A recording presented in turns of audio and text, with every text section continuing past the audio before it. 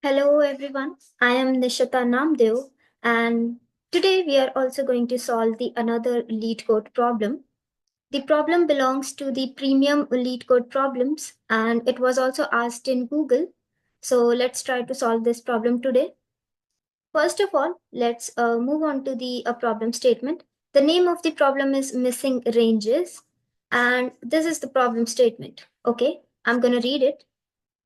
You have given an inclusive range and lower and upper limit. Okay, so what we have given? We have given a range which has a lower and an upper limit. So we have given two limits of the range, the lower one and the upper one. And we are also provided with an array. Okay, okay. And we need to find the numbers which are missing from the range. The numbers which are not in the array and the numbers are missing from the range. The number belongs to the range itself. It will not go beyond the range, but the number doesn't belong to the array itself. And we need to return the ranges, the shortest sorted ranges list. Okay, we need to return the list of the ranges, and the ranges should be the shortest ones. We are gonna understand the question with an example. Okay, it is not gonna make sense to you if you only read the question. So this is the example we are taking, and I'm gonna tell you what we need to do. First of all, we have given an array nums. The array is 0, 1, 3, 50, and 75. These are the elements of the array. And we have also given with a range, a lower range which says 0 and an upper range which says 99. So this is the range and this is the array. Before moving to the example, I need to tell you the constraints that we have. So the constraint says the lower limit would not go beyond minus 109. So the lower limit cannot be less than minus 109. It cannot be minus 110. Okay. And the upper limit cannot go beyond 109, which means our upper limit cannot be greater than 109, which is basically our upper limit cannot be 110. Okay, the lower and upper limit will belong to this range only. Next, our nums dot length means our array's length cannot be greater than 100 and it cannot be less than 0. Either there will be no elements in it, or it can have at max 100 elements in it. The third one is, it is a very important constraint that the array that will be given to us will be within the range. The array will not be beyond the range. The lowest, we can say the lowest element of the array would not be lower than the lower limit, and the uppermost array of the uppermost element of the array would not be greater than the upper limit. Okay, and all the values of the arrays will be unique. Okay, there will be no repeating characters. All the values will be unique. Okay, these are the constraints we have, and we need to take care of these constraints while writing the code. Okay, now let's understand the problem with the example. So we have given an array, and we have also given the lower and the upper limit. Now look at the what we need to do. Let's look at it. So our lower limit is 0. Does the array starts with 0? Yes. Then we have 1, okay, and then we have 3. It says we need to find the numbers which are missing in the array but are the parts of lower and upper limit. Means the numbers which are in the which exist within the range but are missing from the array itself. So 2 is missing, right? So what would be the range of 2? From 2 to 2, right? Next, we have 3 and 50. So these are the two elements of the array, but what are the elements missing from it? From 4 to 49. These are the numbers which are missing from it. So our range will become 4 to 49. Okay. Next, we have 50 and 75. What's missing between them? 51 to 74. Okay. So this will be the range, 51 to 74. Again, we have the upper limit 99. What are the numbers which are missing beyond 75? 76 to 99, right? Let me tell you, the upper and the lower limit will be included in our answer, okay? So 76 to 99, these are the numbers which are missing from our array. So this will be the output. Pretty simple, right? The question is quite simple. And these will be the arrays. These will be the ranges that we need to return. Okay. Now let's get back to the solution.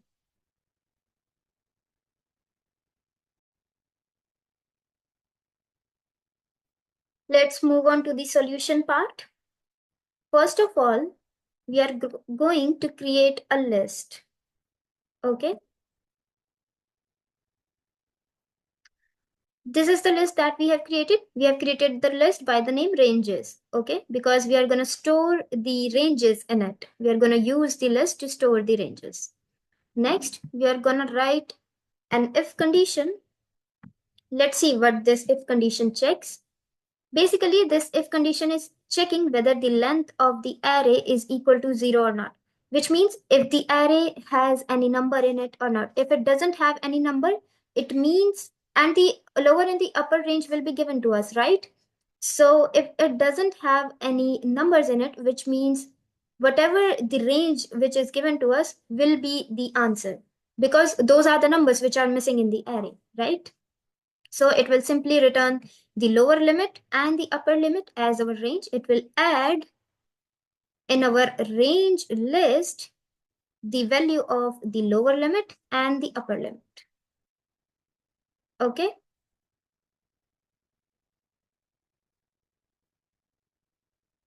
Next, again, we are going to write an if condition.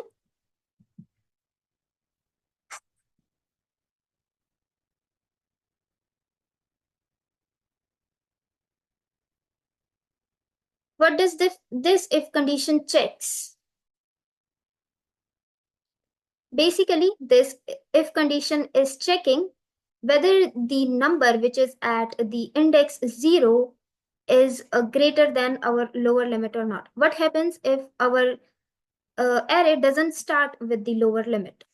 See the example number 3. We have the lower limit 0 and our array starts from 4. So all the numbers which are between 0 to 4 are missing, right? We need to take care of this condition. If this happens, we need to return all the numbers which are between 0 and 4. So what we are going to do, we are checking if our initial element in the array is greater than lower limit. Yes, if it is greater than the lower limit, we are going to add in our ranges what? The lower limit as our lower limit in the range. So our lower limit is 0. We are going to add 0 to it. And what we are going to do, we are going to check the number which is at the initial position, and we are going to minus 1 from it. Why? Because we need to return 0 to 3. 0 to 3, right? What's 3? 3 is just one number less than 4. So we are going to minus the number which is at the initial position of the array. We're going to minus 1 from the initial position of the array. So this will be the range that it will return if the first number is greater than the lower limit of the array. Okay. Next, we are gonna write a loop.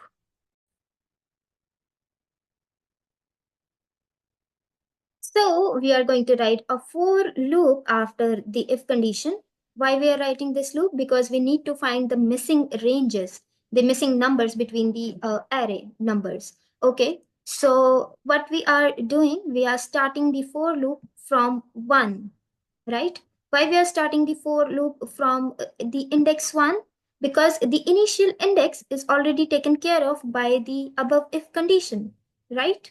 So we need to start the for loop from this number so that we can check whether there are any missing numbers between the initial position number and the current position number. So what we are going to do, first of all, tell me how you're going to find out what numbers are missing between these two numbers. You're going to go to 6 and then you will check the number just before it. You're going to check 4 and you will minus these two numbers, right? You will minus 6 from 4 and you're going to check whether what's the difference between this. If the difference between these two numbers is not 0 or 1, if the difference is greater than 1, it means the numbers are missing from these two numbers. The numbers are missing between these two numbers, right? So this is what we are doing here. We have written an if condition in the for loop. We are using the for loop to iterate throughout the array. And we are using the if condition to check whether the current position of our array, which is the 1, right? So our array is at this position, 6. We are checking if the subtraction between 6 and 4 is greater than 1 or not. It should be greater than 1 to have missing numbers between it, right? If it is greater than 1, what we are doing, we are adding the range in our ranges list. So how we are adding? We are just um, adding 1 to the lower number. So the number which is at the position I minus 1. See what we are doing. We were at 6. Okay. The value of the I was 1. How did we find out 4? We just simply check the number before 6. What will be the number? I minus 1. Okay. So the 4 is nums I minus 1. We are just adding 1 in it. Okay. It means a 5, right? And we are giving this as a lower limit, and we are giving our current number as an upper limit. Okay. 6I minus 1. Here only one number is missing. Suppose we have 7 here. Suppose if we have 7 here, what would be the answer? It will take 5 as a lower limit, and we have 7. Suppose ith value is 7, it will simply minus 1 from it, because we need to find out the numbers between these two numbers. So the number would be 5 and 6. Okay, I hope you get it. 6 was there, right? Yes. So this is how we are going to find the range of between the numbers from this for loop. Next, what we are going to check, we are going to write one more condition.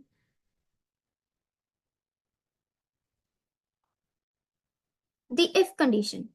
Now we are checking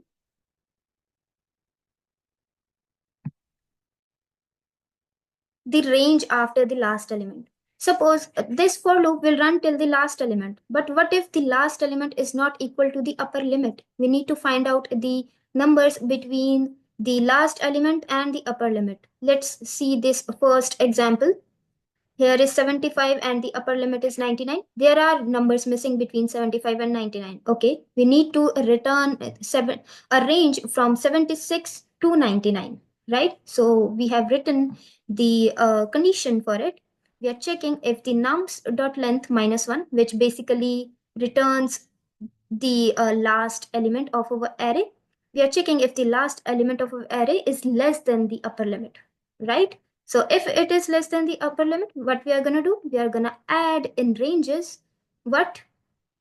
The last number plus 1 as our lower limit. So we are adding the last number, which is nums dot length minus 1, right? This is our last number of the array. We are adding 1 in it.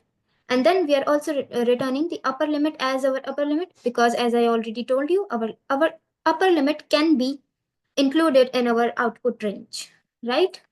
I hope you understood it. The conditions are pretty simple. In the end, what we are going to do, we are going to simply return the ranges, because the ranges list variable contains our output, right? So we are going to return it. Let's check whether our code is correct or not. Let's run it.